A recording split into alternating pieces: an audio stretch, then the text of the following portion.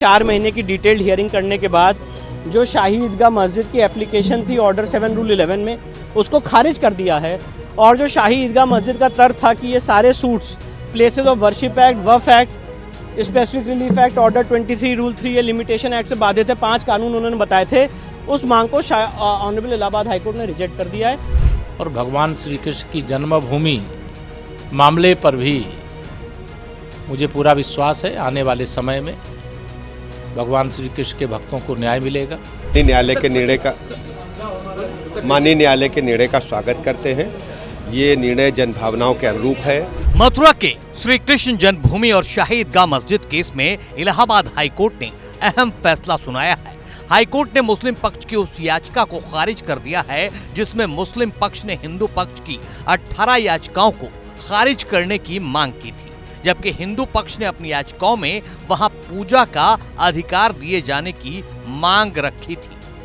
हिंदू पक्ष की याचिका के बाद मुस्लिम पक्ष ने places of worship act, Waqf act, limitation act और स्पेसिफिक पोजीशन रिलीफ एक्ट का हवाला देते हुए हिंदू पक्ष की याचिकाओं को खारिज करने की मांग की थी, लेकिन इलाहाबाद हाईकोर्ट ने मुस्लिम पक्ष की याचिका को खारिज कर दिया है। यानी अब हिंदू पक्ष की 18 याचिकाओं पर इलाहाबाद हाईकोर्ट में एक साथ सुनवाई होगी। कि आज ऑनरेबल इलाहाबाद हाईकोर्ट ने 4 महीने की डिटेल्ड हियरिंग करने के बाद जो शाही ईदगाह मस्जिद की एप्लीकेशन थी ऑर्डर 7 रूल 11 में, उसको खारिज कर दिया है। और जो शाही ईदगाह मस्जिद का तर्क था कि ये सारे suits places of worship act, Waqf act, specific relief act, order 23 rule 3 ये लिमिटेशन एक्ट से बाधित है। 5 कानून उन्होंने बताए थे। उस मांग को ऑनरेबल इलाहाबाद हाईकोर्ट ने रिजेक्ट कर दिया है और ये कहा है कि ये सारे plain cause of action disclose करते हैं और चलने लायक योग्य हैं। अगली तारीख 12 अगस्त लगाई गई है। इसका इम्पैक्ट क्या होगा जो मुकदमे चल रहे हैं? इसका इम्पैक्ट यही है कि अब ये केस चलेगा और जो एक कवायद थी कि इसको निपिंदा बड कर दिया जाए, यहीं पे खत्म कर दिया जाए और ये बात उठाई नहीं जा सकती प्लेसेस ऑफ वर्शिप एक्ट की वजह से, उसको आज कोर्ट ने रिजेक्ट कर दिया। पोषणीयता के बिंदु पे कोर्ट ने स्वीकार किया है वाद और कहा है कि वाद पोषणीय है। सारे के सारे 18 वाद पोषणीय है और अब ये सीपी के हिसाब से इसके ट्रायल होगा और सीपी से और 12 अगस्त अगली तारीख लगी है। ऐसे में जानना जरूरी है कि आखिर कोर्ट में हिंदू पक्षकारों ने वो कौन सी दलीलें पेश की जिसके आधार पर कोर्ट ने मुस्लिम पक्ष की याचिका खारिज कर दी। हिंदू पक्षकारों की दलील थी कि 2.5 एकड़ जमीन श्री कृष्ण विराजमान का गर्भगृह है। मंदिर तोड़कर मस्जिद का अवैध निर्माण हुआ है। जमीन का स्वामित्व कटरा केशव देव का है। मस्जिद कमेटी के पास जमीन का कोई पुराना रिकॉर्ड नहीं है। एसआई ने नजूल भूमि माना है, इसलिए वक्फ संपत्ति नहीं है। उपासना स्थल अधिनियम भी इस जमीन पर लागू नहीं होता।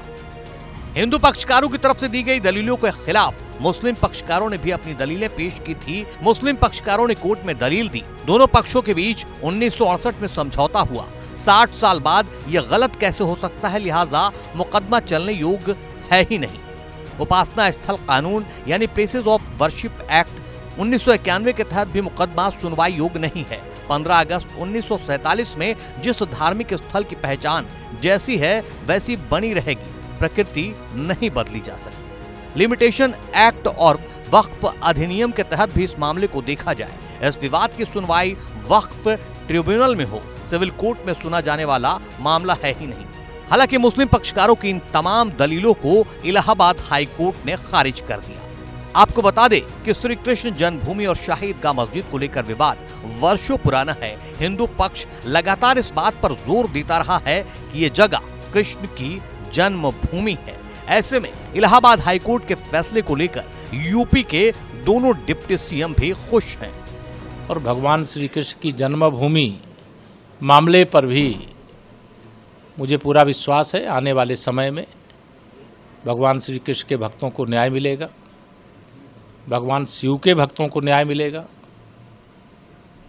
और पूरे देश में जैसे इस समय तो चारों तरफ हर हर बम बम का नारा लग ही रहा है, हर हर महादेव हो ही रहा है सावन के महीने में, लेकिन जय श्री राम और जय श्री कृष्ण की भी गूंज होने लगी। माननीय न्यायालय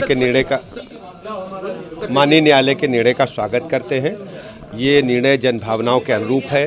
हमारी संस्कृति, हमारी सांस्कृतिक विरासत, ये देश के आदिकाल से लोग चाहते हैं। रामकृष्ण हमारी संस्कृति है, हमारी विरासत है, हमारी विचारधारा है और ये बहुत अच्छा निर्णय है, हम हृदय से स्वागत करते हैं। कोर्ट में हिंदू पक्ष की ओर से 18 याचिकाएं दायर की गई हैं। कोर्ट अब हिंदू पक्ष की उन याचिकाओं पर सुनवाई करेगा जिनमें दावा किया गया है कि मथुरा की शाही ईदगाह मस्जिद के नीचे ही असली श्री कृष्ण जन्म स्थान है।